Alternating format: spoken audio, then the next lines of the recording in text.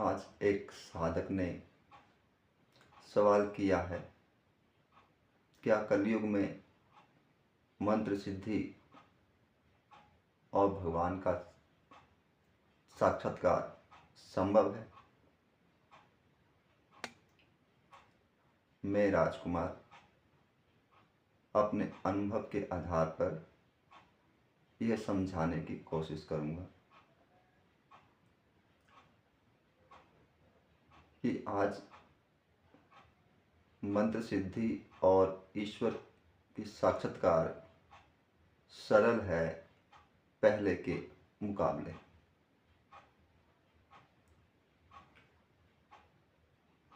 जब मंत्र साधना का विस्तार हो रहा था तो उस समय मंत्र का ज्ञान बहुत कम लोगों के पास था,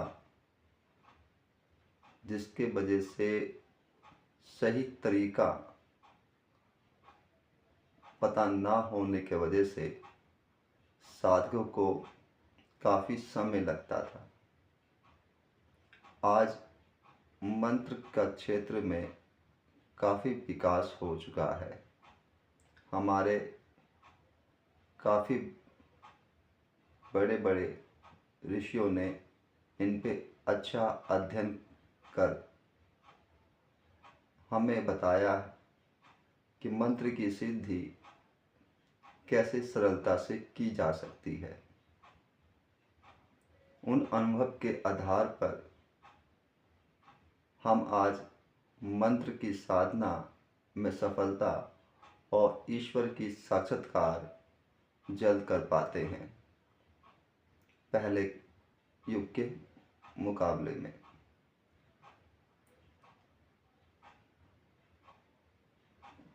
पहले कोई गुरु होता भी था तो वो काफ़ी दूर दूर हुआ करते थे और लोगों के आने जाने का साधन इतना ना होने के वजह से हर कोई गुरु के पास नहीं पहुंच पाता था, जिसके वजह से उनको साधना का सही तरीका ना प्राप्त होने के वजह से उनको बरसों तक साधना करना पड़ता था, जिसके वजह से यह समाज में भ्रम फैल गया है कि साधना में सिद्धि या भगवान का साक्षात्कार एक युग जन्म में नहीं हो सकता या कई वर्षों तक साधना करने पर हमें सफलता की प्राप्ति होती है। यदि हम उन अपने पूर्वजों के महर्षियों के द्वारा दिए गए मार्गदर्शन को सही से अध्ययन करें तो हम पाएंगे जैसे जैसे युग में विस्तार हुआ, विकास हुआ, ओसे ओसे मंत्र साधना के क्षेत्र में साधकों ने सफलता जल्द प्राप्त किया है। उन्हीं अनुभवों को पढ़ते हुए, उनको समझते हुए आज यदि हम गुरु मार्गदर्शन में या स्वयं उन किताबों का अध्ययन करके हम उन मार्गों पर नियम पूर्वक चलते रहें, साधना में आगे बढ़ते रहें, तो निश्चित तौर पर जल्द ही मंत्र की सिद्धियां प्राप्त हो जाती हैं। और यदि किसी साधक की चाहत है कि वह ईश्वर की साक्षात्कार करे तो वह भी जल्दी संभव हो जाता है। किसी भी साधना में सफलता के सबसे महत्वपूर्ण हमारे शास्त्रों में बताए गए हैं अष्ट अंग को। यदि अष्टांग आपका पूर्ण रूप से सधा हुआ है, आप साध चुके हैं, तो निश्चित तौर से आपको सफलता जल्द ही प्राप्त हो जाएगी। अष्टांग जो इस प्रकार हैं: यम, नियम, आसन, प्राणायाम, प्रत्याहार, ध्यान, धारण, समाधि। ये आठों का यदि आपको अभ्यास है तो निश्चित तौर पर ईश्वर की साक्षात्कार आपको जल्द प्राप्त हो जाएगी।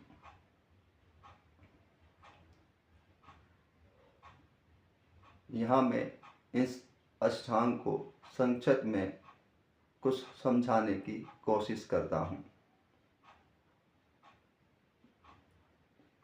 यम अष्टांग का पहला चरण है। यम में कहा गया है हम सच बोलें, चोरी ना करें, ईर्ष्या ना करें। सत्य यहाँ बोलने की अर्थ है कि आप अपने गुरु से सदैव सच बोलें, अपने सहयोगी से सच बोलें,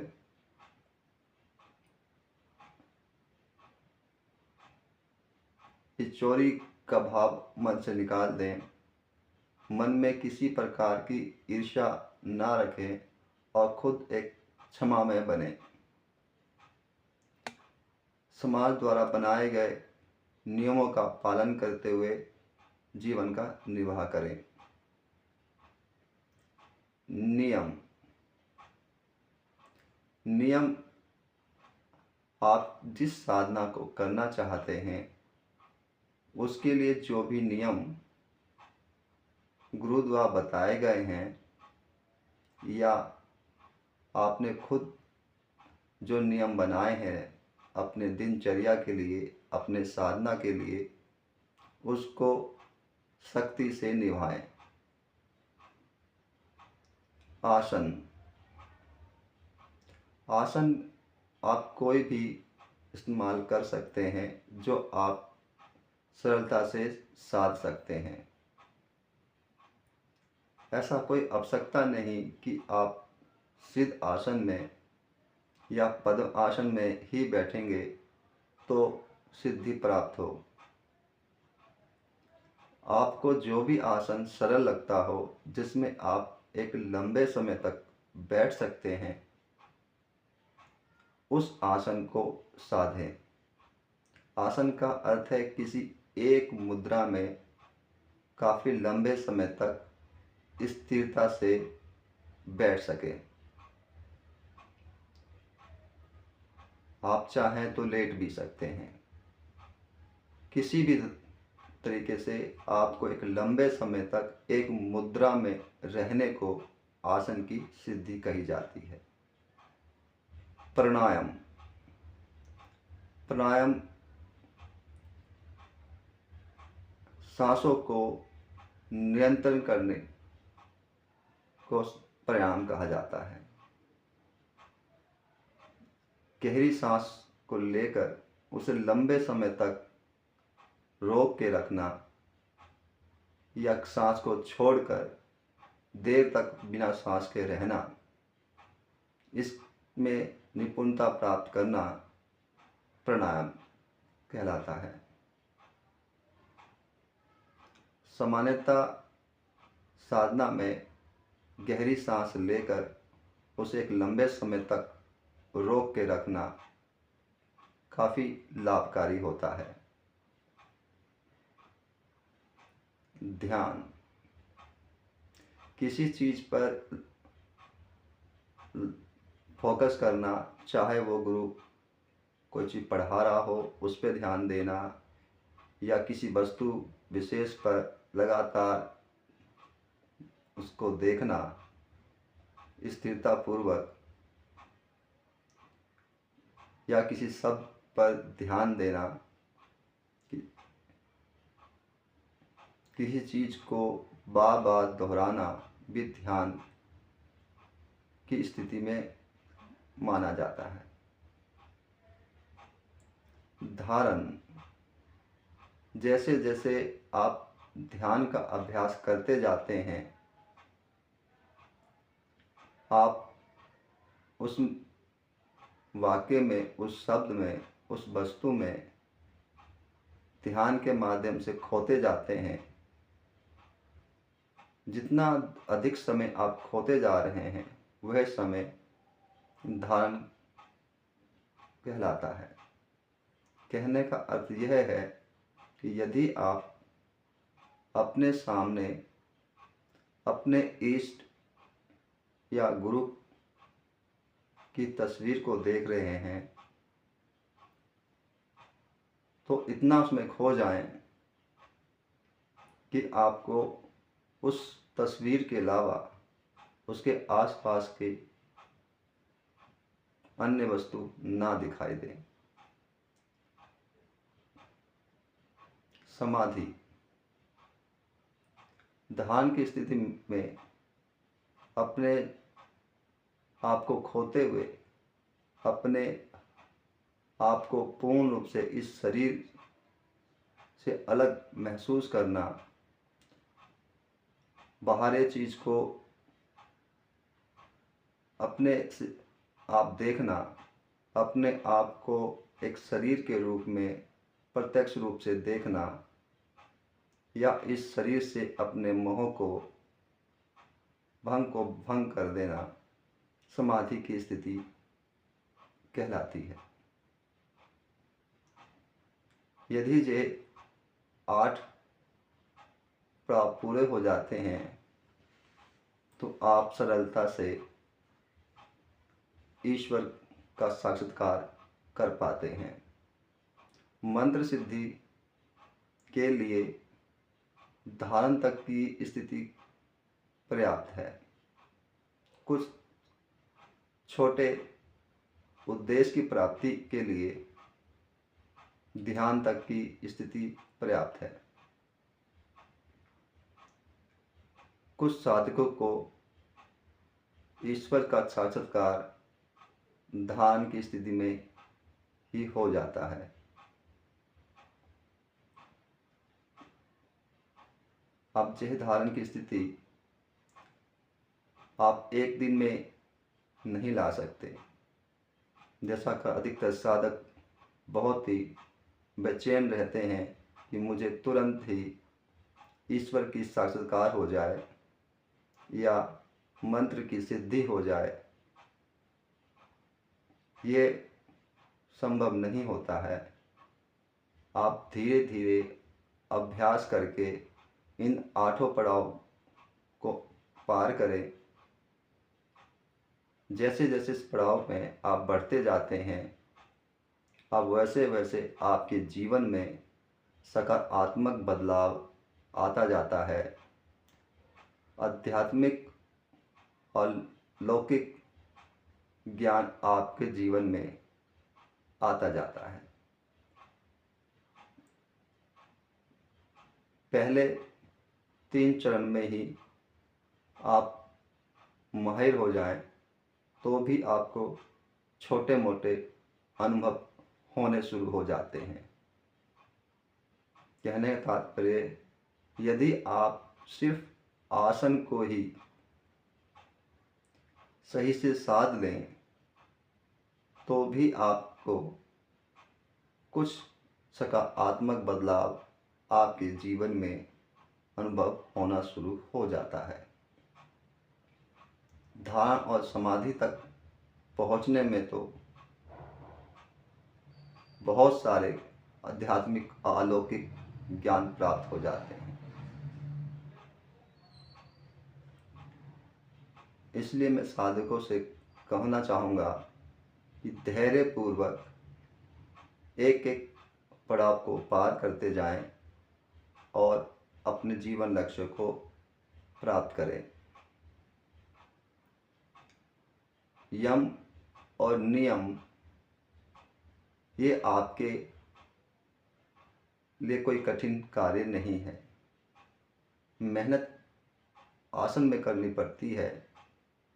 आसन किसी एक मुद्रा में रहना है। धीरे धीरे इसका अभ्यास करें। 5 मिनट, 10 मिनट, 15 मिनट, ऐसे धीरे धीरे बढ़ाते हुए इसको 3 घंटे तक का अभ्यास बनाने की कोशिश करें, यदि संभव हो तो। यदि आपके पास समय नहीं है तो फिर भी कम से कम 40 मिनट का अभ्यास जरूर करें।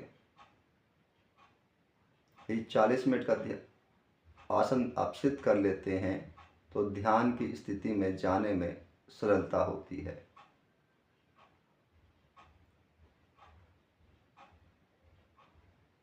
सिर्फ आपको एक आसन में बैठ जाना है। आप अपनी इच्छा अनुसार जो आसन आपको अच्छी लगती हो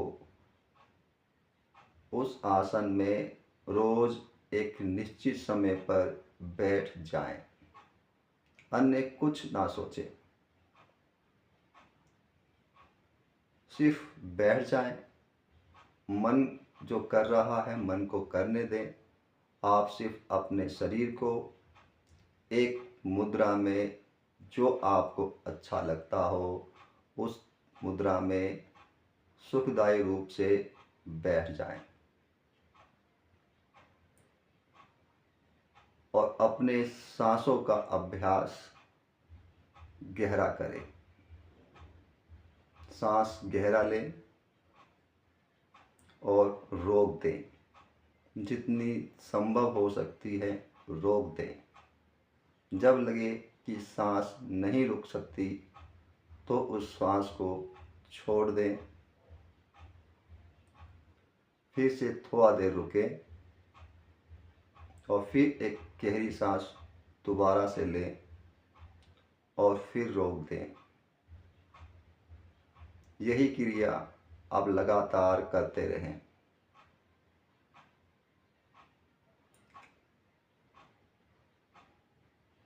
शुरू के अभ्यास में केवल इतना ही करें। जब आप सांसों को रोकने का समय बढ़ जाए आपका, आप अधिक से अधिक देर तक सांस को रोक सकें, उसके बाद आप मंत्र की ओर बढ़ेंगे।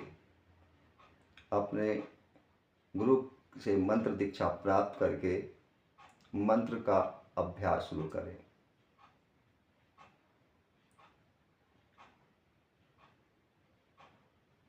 मंत्र जाप वाचक, उपांशु और मानसिक होते हैं।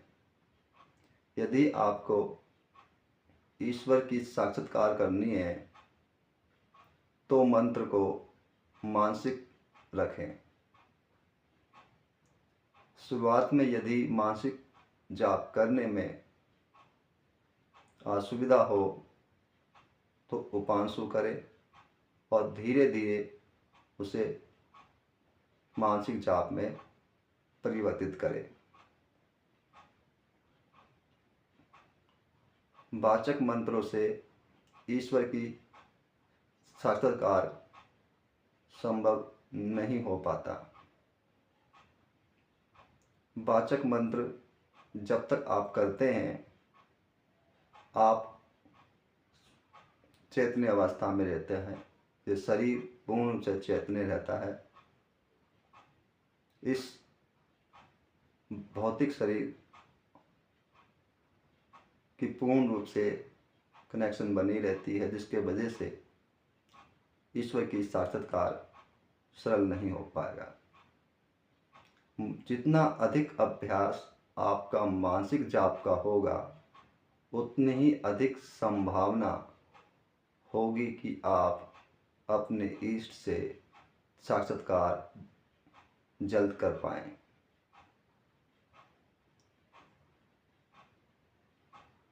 सिर्फ पहले 2 आसन और प्राणायाम ही करना पर्याप्त होता है, उसके बाद की क्रियाएं अपने आप हो जाती है।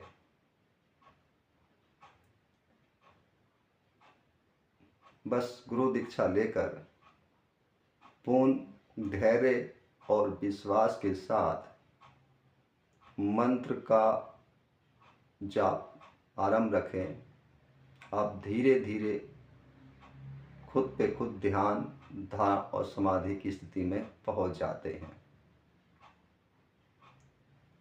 शुरुआत में कुछ साथियों को ऐसा लगता है कि उनका मन स्थिर नहीं हो रहा है, मंत्र जाप कर रहे हैं और मन में बहुत सारे विचार आ रहे हैं।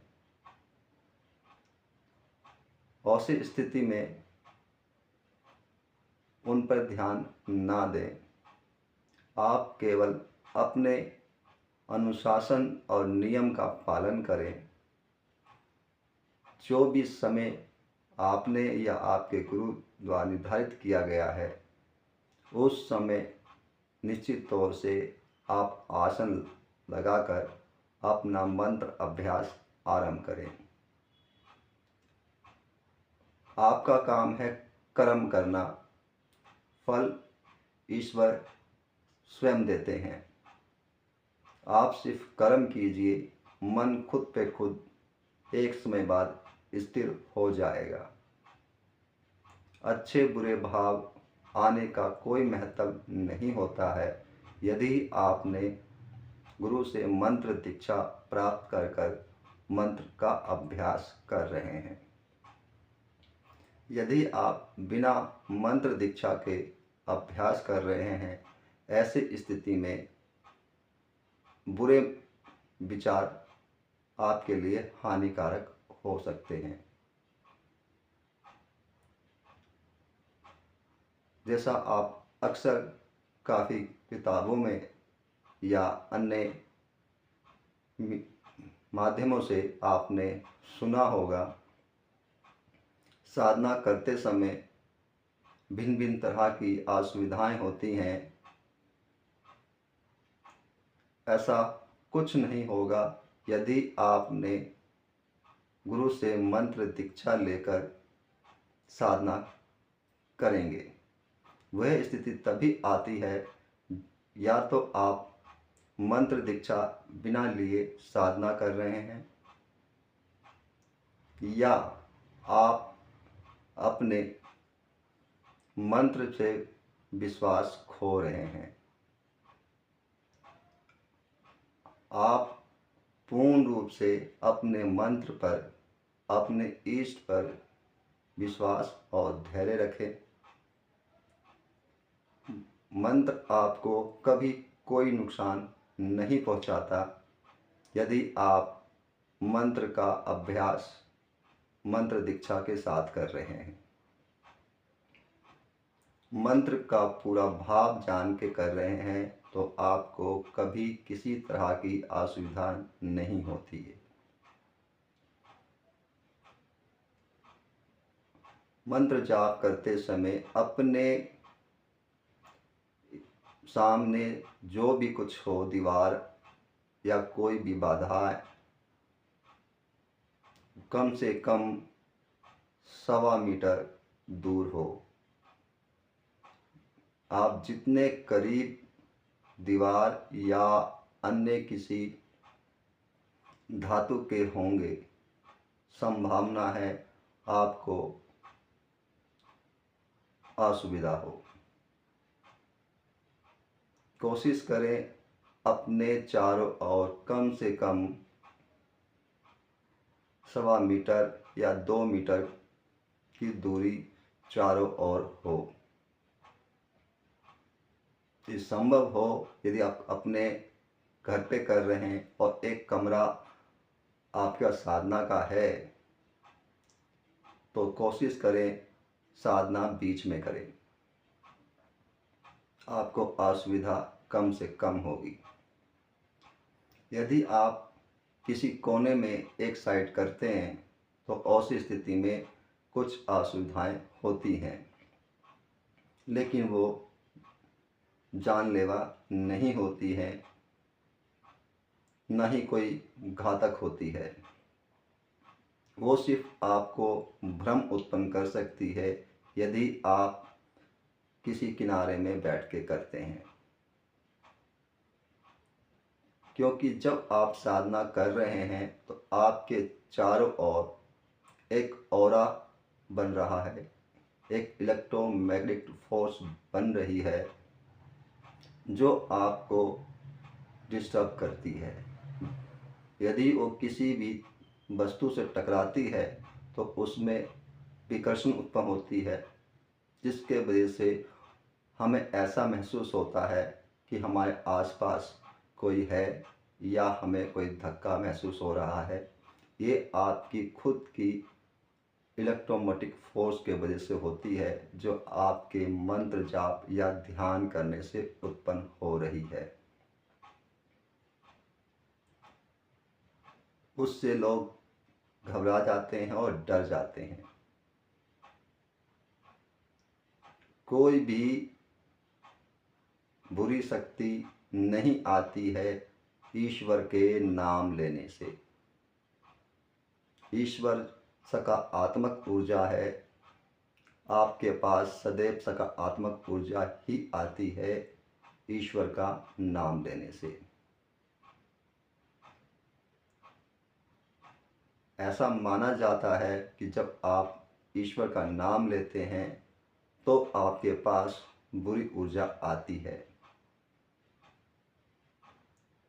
वह आती भी है तो वह आपका नुकसान करने नहीं आती, वह अपना कल्याण करने आती है।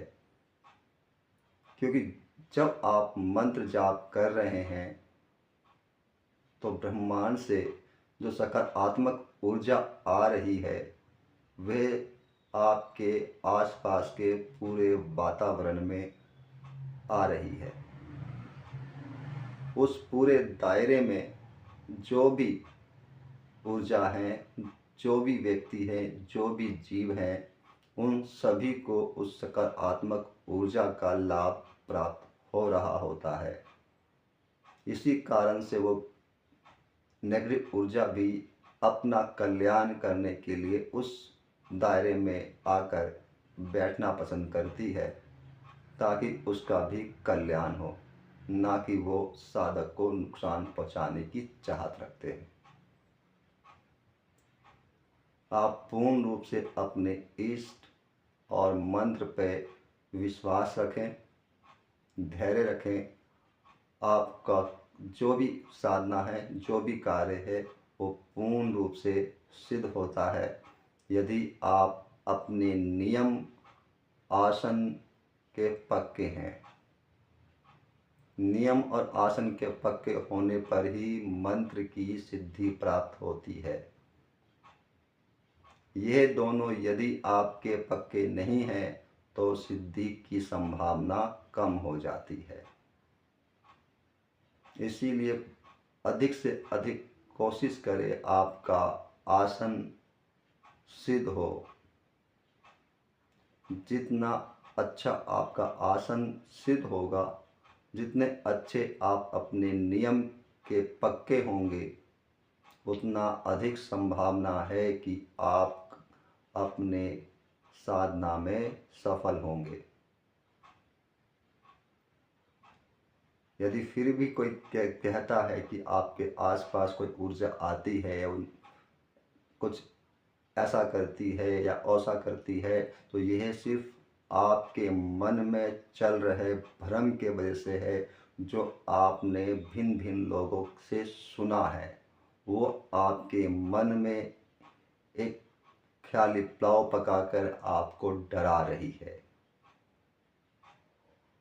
उस पर नियंत्रण करें। ये इसी वजह से अधिकतर गुरु कहते हैं कि साधना किसी को बतानी नहीं है, एकांत में करनी है, ताकि आप किसी के बातों को सुन के आप भ्रमित ना हो। साधना करते समय हमेशा सकारात्मक पुस्तकें पढ़ें, अपने इष्ट के चरित्र को पढ़ें, इष्ट के सकारात्मक चरित्र को स्मरण करें। किसी भी नकारात्मक कथाओं को ना सुने, नकारात्मक कहानियाँ ना पढ़ें, केवल अपने इष्ट की सकारात्मक कथाएं पढ़ें, उनके चरित्र को पढ़ें और उनके चरित्र को अच्छी तरह से पूर्ण रूप से अपने अंदर धारण करें, तो निश्चित तौर से आप साधना में सफल होंगे और कोई भी व्यवधान आपकी साधना में कभी नहीं आएगी। साधना में आपका मंत्र वही फल दे जो आप चाहते हैं, उसके लिए मंत्र दीक्षा अवश्य लें। मंत्र दीक्षा लेने से आपका मन स्थिर हो या ना हो, आपका मंत्र वही फल देगा जिस उद्देश्य से आप मंत्र साधना कर रहे हैं। मन की स्थिरता ना होने पर सफलता थोड़ा देर से आ सकती है, लेकिन मंत्र कभी जीरो नहीं होती है यदि आपने मंत्र दीक्षा लेकर कर रहे हैं। बिना मंत्र दीक्षा लिए मंत्र जीरो हो सकता है, उसका प्रभाव नेगेटिव हो सकता है, लेकिन मंत्र दीक्षा लेने के बाद कोई भी मंत्र नेगेटिव ऊर्जा उत्पन्न नहीं करती हैं। आप किसी भी रूप में उसका उच्चारण करेंगे, वो सदैव आपको सकारात्मक ही फल देगा, आपका मन स्थिर हो या ना हो। आपका मंत्र आपको वही फल देगा जिस उद्देश्य से आपने मंत्र दीक्षा ली है या जिस उद्देश्य से मंत्र जाप कर रहे हैं।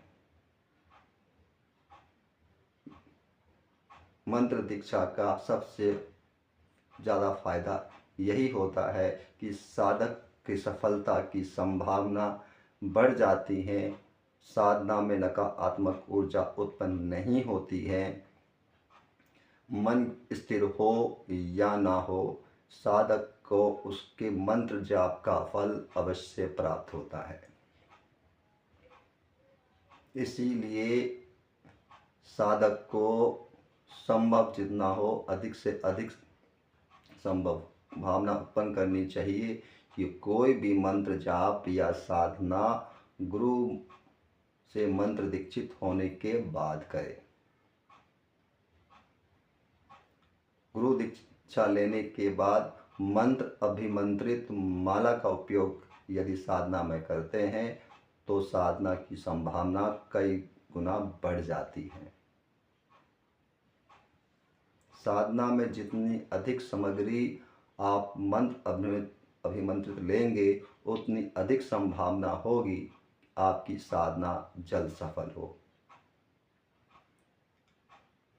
जितनी अधिक अभिमंत्रित सामग्री, उतनी अधिक संभावना सफलता की।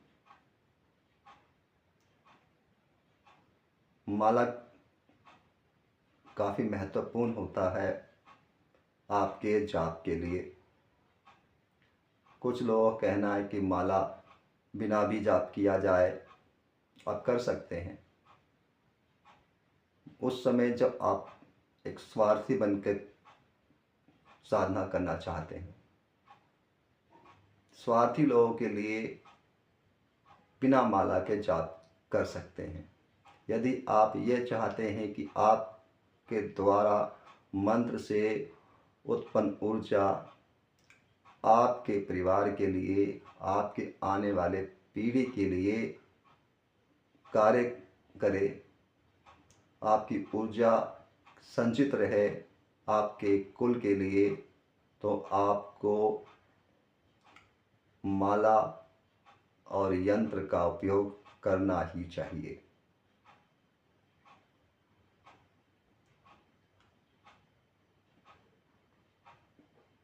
हर साधना में भिन्न भिन्न तरह के मालाओं का वर्णन किया गया है। जैसे शिव मंत्र के लिए रुद्राक्ष माला कहा जाता है, नारायण के मंत्र के लिए तुलसी माला कहा जाता है, अन्य और भी देवी देवताओं के लिए भिन्न भिन्न तरह की मालाओं का वर्णन किया गया है। इनको भी भ्रम से बाहर निकाल दें। आप किसी एक माला को, कोई भी माला हो, उसको अभिमंत्रित करके जाप करेंगे तो फल वही देगा जो उससे होगा। ऐसा नहीं है कि आप तुलसी माला से करेंगे तभी भगवान नारायण प्रसन्न होंगे, अन्यथा नहीं। आप किसी भी माला का उपयोग करें, भगवान हमेशा आपका सकारात्मक ऊर्जा ही प्रदान करती है।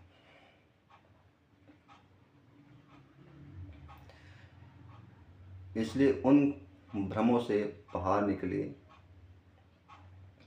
जो भी आपके आसपास सरलता से माला उपलब्ध हो रहा हो, वह माला अपने गुरु से अभिमंत्रित करवाएं या खुद अभिमंत्रित करके उसका उपयोग कर सकते हैं। अपने अनुसार किसी भी माला को किसी भी मंत्र से अभिमंत्रित करके उपयोग कर सकते हैं। अपने जीवन से इस भ्रम को निकाल दें कि यदि आप रुद्राक्ष की माला करेंगे तो भगवान शिव जल्दी प्रसन्न होंगे। आप तुलसी से भी करेंगे तब भी भगवान प्रसन्न होंगे। आप मोती से करेंगे तब भी प्रसन्न होंगे। आसपास कोई सूखी लकड़ी है, उसे भी काट के बना लेंगे माला तो भी भगवान प्रसन्न होंगे। भगवान इन चीज़ों से कोई उनको भ्रम नहीं है कि आपने क्या इस्तेमाल किया। साधना में आपका विश्वास कार्य करता है, सामग्री नहीं।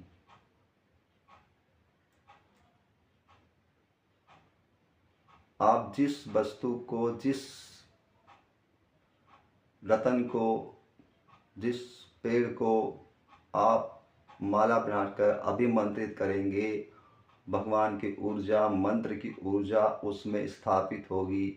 वो आपके लिए, आपके परिवार के लिए, आपके कुल के लिए सदैव कारगर रहेगी। जितना भ्रम से दूर होंगे उतने करीब पहुंचेंगे अपने इष्ट के करीब। केवल आपको अपने इष्ट और अपने मंत्र पर विश्वास रखना है और धैर्य रखना है।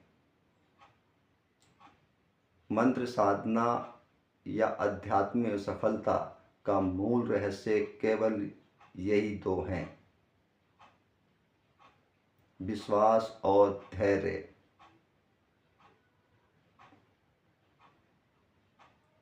यदि यह दोनों आपके मजबूत हैं तो आपको सफलता मिलेगी।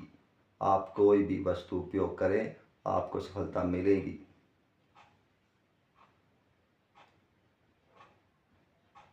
आपके आसपास जो सामग्री उपलब्ध हो, आप उनसे ईश्वर की, अपने इष्ट की, अपने ज्ञान अनुसार उनकी पूजा आराधना करें। वह आपकी पूजा आराधना को स्वीकार करते हैं। ये जरूरी नहीं कि आप उनके सामने चंदन की खुशबू लगाएंगे तो वो प्रसन्न होंगे। माथे पे चंदन कुमकुम लगाना आयुर्वेद के क्षेत्र का है। आपके मन को, आपके मस्तिष्क को ठंडा रखने के लिए लोग लगाते हैं। ईश्वर से कोई संबंध नहीं। आप वहाँ कुछ भी लगा लीजिए, ईश्वर से कोई संबंध नहीं उसका। वो सिर्फ एक यूनिफॉर्म के रूप में लोग लगा के बैठे हैं कि आपने तिलक लगा ली तो आप महान पंडित बन गए हैं।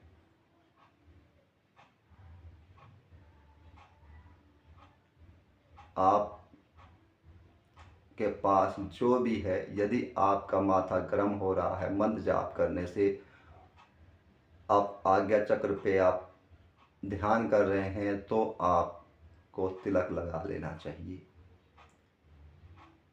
ताकि वो आपके आज्ञा चक्र आपके माथे को ठंडा रखे। उसका और कोई महत्व नहीं है।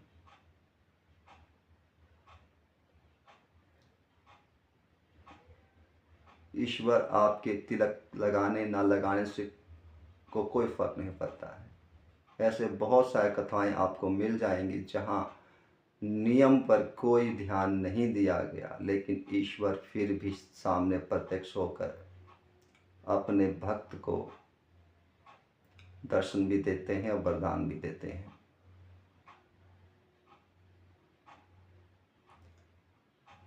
बस आप अपने नियम के पक्के होने चाहिए।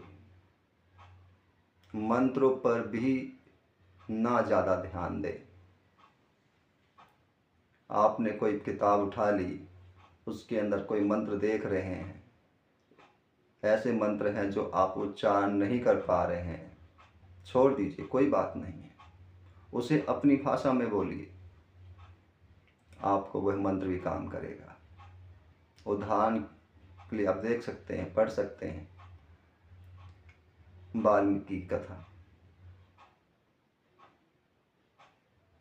देव ऋषि नारद के द्वारा वाल्मीकि जी को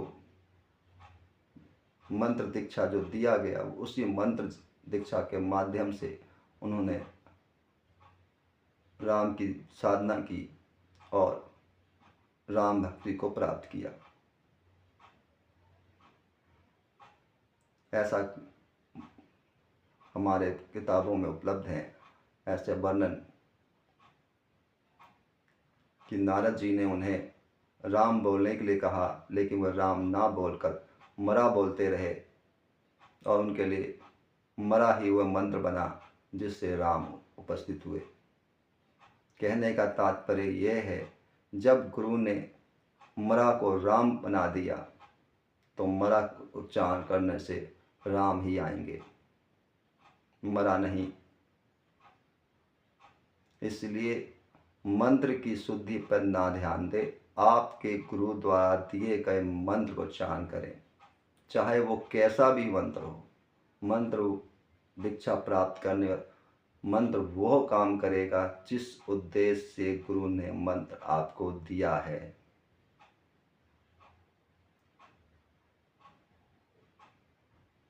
इसलिए छोटे से छोटे मंत्र पर विचार करें। यदि ईश्वर साक्षात्कार करनी है तो छोटे मंत्र का उपयोग करें। बड़े मंत्र केवल अपनी इच्छा पूर्ति के लिए किए जाते हैं, भौतिक सुख सुविधा के लिए किए जाते हैं। ईश्वर साक्षात्कार छोटे मंत्र से होते हैं, बड़े मंत्रों से ईश्वर की साक्षात्कार नहीं होती है।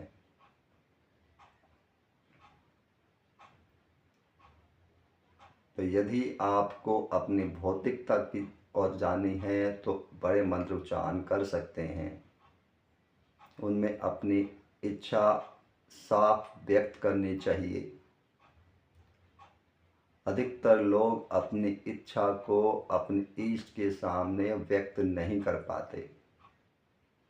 उनके शब्द गलत होते हैं, उनके वाक्य गलत होते हैं, जिसके वजह से उनकी इच्छा कुछ का कुछ मिलता है। सबसे पहले अपने आप को स्थिरता से मन को स्थिर करें और निश्चित करें कि आपको क्या चाहिए। चाहो तो 10 बार कागज पे लिखकर एक सही वाक्य बनाएं, सही उद्देश्य बनाएं कि आपको अपने इष्ट से क्या चाहिए, उसको उच्चारण करें। जितना अधिक उसे उच्चारण करेंगे साफ होगी आपकी बोली। मन के अंदर हो, चाहे वाचक हो, चाहे पांसु हो, उसे कोई फर्क नहीं पड़ता।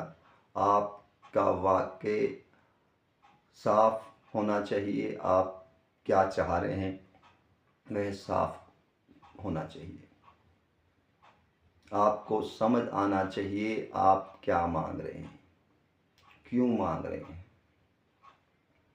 जितना आप क्लियर होंगे अपने वाक्य से, उतनी अधिक संभावना है ईश्वर उसे समझ लें। यदि आप अपनी ही इच्छा को नहीं समझ पा रहे हैं तो आपके इष्ट भी नहीं समझेंगे। इसीलिए आप जो भी इच्छा चाहते हैं उसको अच्छी तरह से सोच समझ कर लिखें, उच्चारण करें 10 बार 20 बार। जब आपको सारे भाव उसमें स्पष्ट हो जाएं कि सच में वह वाक्य वही है जो आप चाहते हैं, तो उसको अपने साथ में ऐड करें। ऐसा करने से आपको निश्चित तौर से आपकी इच्छा जल्दी पूर्ण होती है।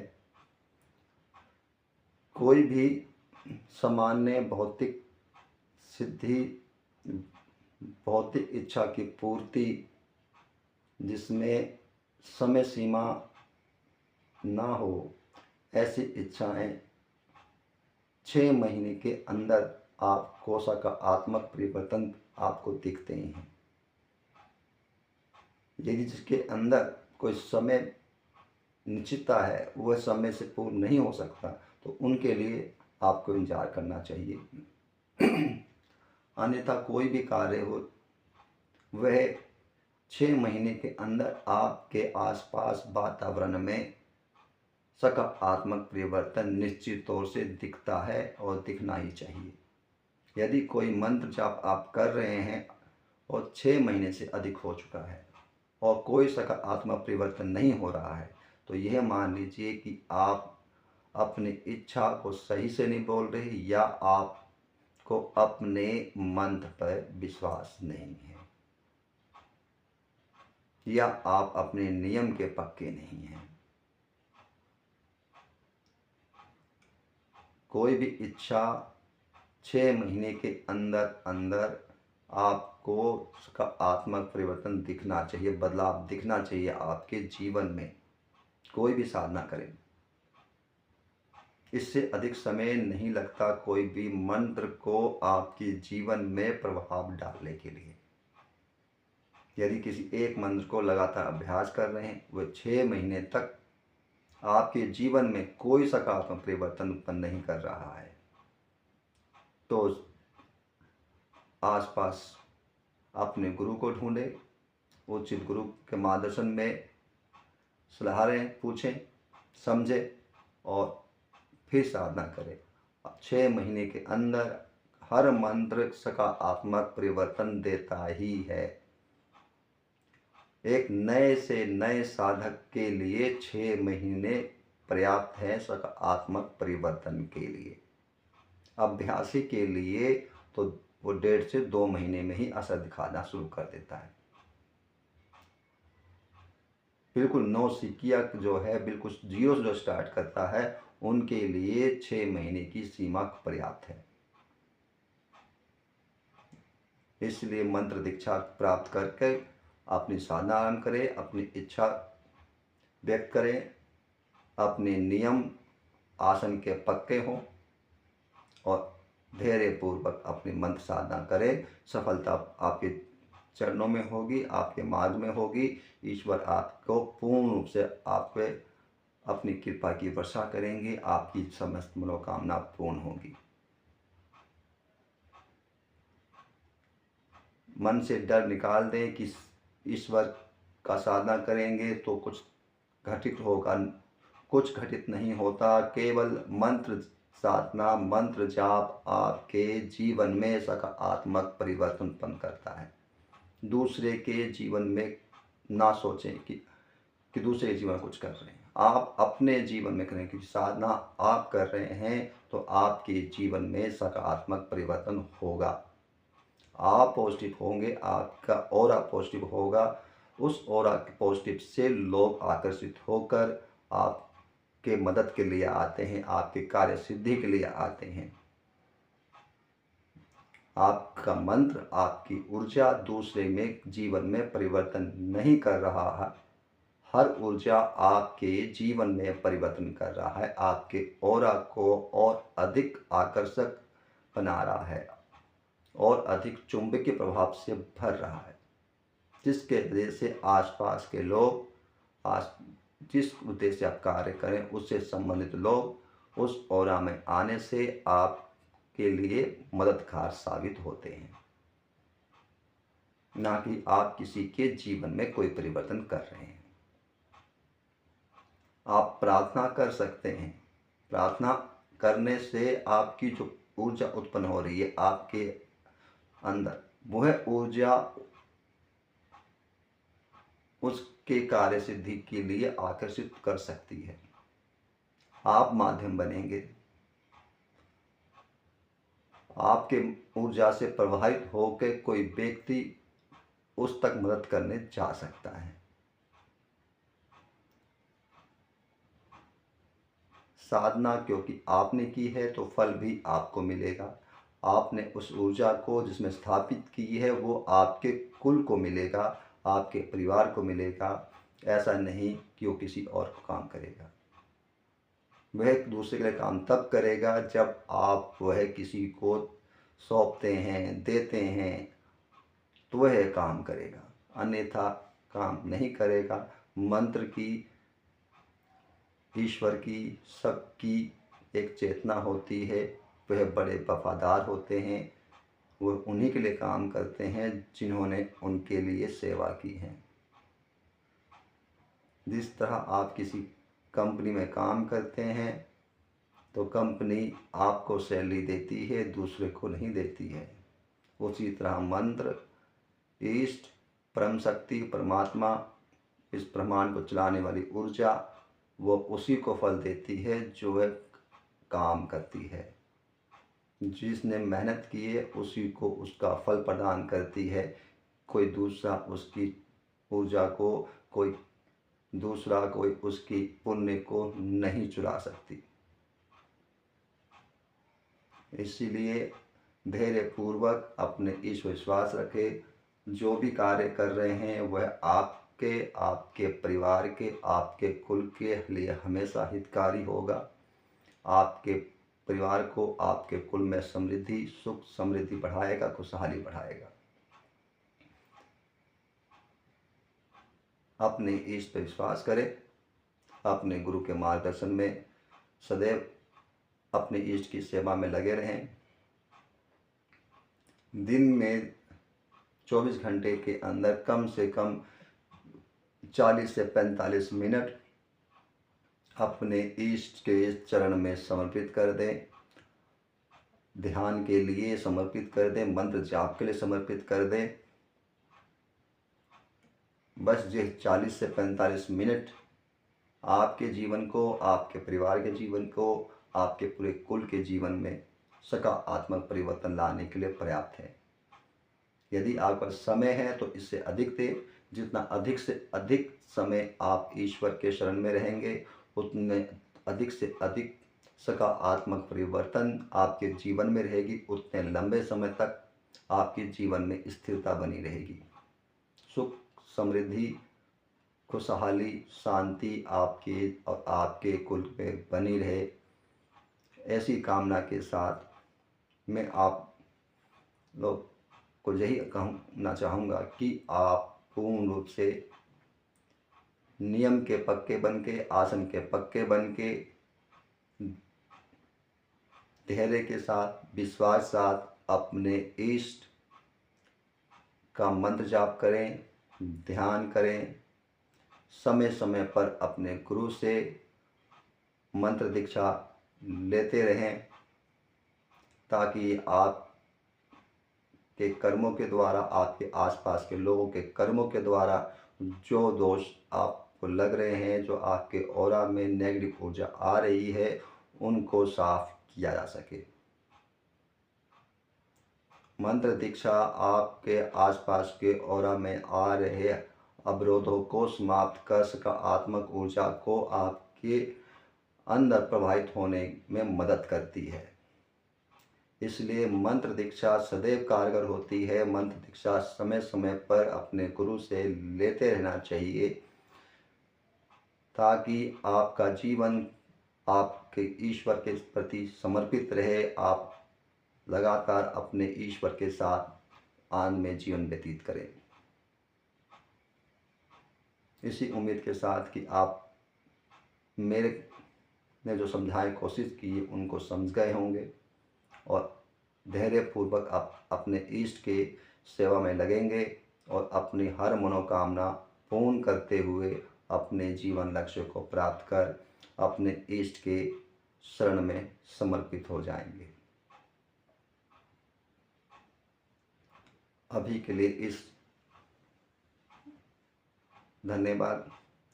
यदि किसी तरह का अन्य सवाल आप हो, जिज्ञासा हो, तो आप मुझसे पूछ सकते हैं। इस वीडियो के में कमेंट्स कर सकते हैं या मुझसे आके मिल के आप सलाह ले सकते हैं, मंत्र दीक्षा ले सकते हैं।